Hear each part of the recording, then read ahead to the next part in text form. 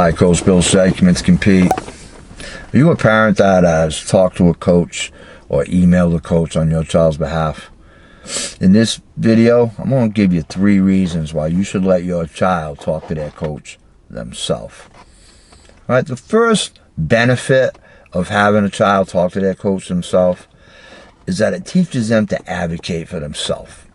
All right, teaches them to stand up for themselves. Like, if you can't figure out why you're not playing, okay, why you're not playing more, and you generally don't understand, then you need to go talk to the coach. And you respectfully, it teaches you, you respectfully ask the coach what you can do to get more playing time. That's it, right? So there's a way to have a respectful conversation. All right, if I'm a coach and a kid, a 10-year-old kid comes up to me and says, "Coach, what can I do to get more playing time?" I'm going to be more impressed than if his parents come up to me and say, "Hey, what can he do?"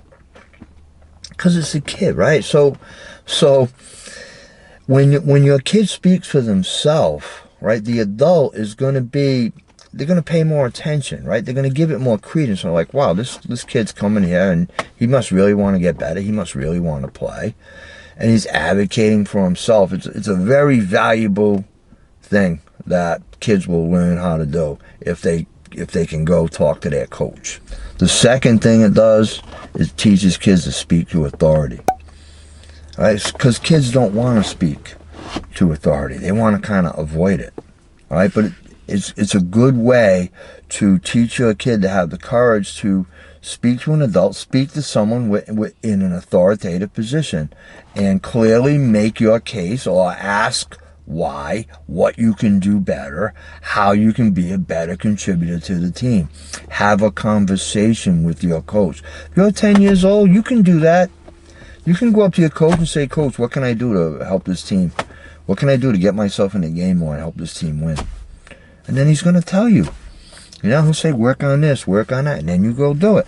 Now, you don't want to be going talking to the coach and then, he tells you to do these things and you don't do anything and then you just keep complaining. I mean, that's right. If you truly, honestly want an answer and you're willing to follow through on what he says, then it really teaches your kid to speak to authority. Speak to somebody in a higher position, a teacher, a boss, okay, a coach. And the third thing it does is it gives them ownership, right? It's another way to give them ownership of their athletic experience. Like, I'll tell you right now, my mother or father have never spoken to one of my coaches, ever, ever, ever. And I would be horrified if they did, right? My mother, forget it. She's not going to talk to one of my coaches. My father either. I mean, it just wasn't even a thing. And believe me, I had issues. I wasn't a smooth sail, right? Both me and my brother, we had issues with coaches, teams, playing, not playing, all kinds of things. It wasn't a situation where we were just playing all the time. Up, down, there were ups and downs all the time. My parents never even considered talking to my coaches, all my brother's coaches. Okay? We all did that on our own. We did that. If we had a problem with the coach or we had an issue that we wanted to find out the answer was, we went and talked to the coach. That's the way we were taught. Okay? So, speaking to the coach, unless it's something, if you're comfortable with the coach, let your kid talk to the coach, especially if it's about playing time. Your kid's going to be better off for it. Commit to compete. I'll see you in the next video.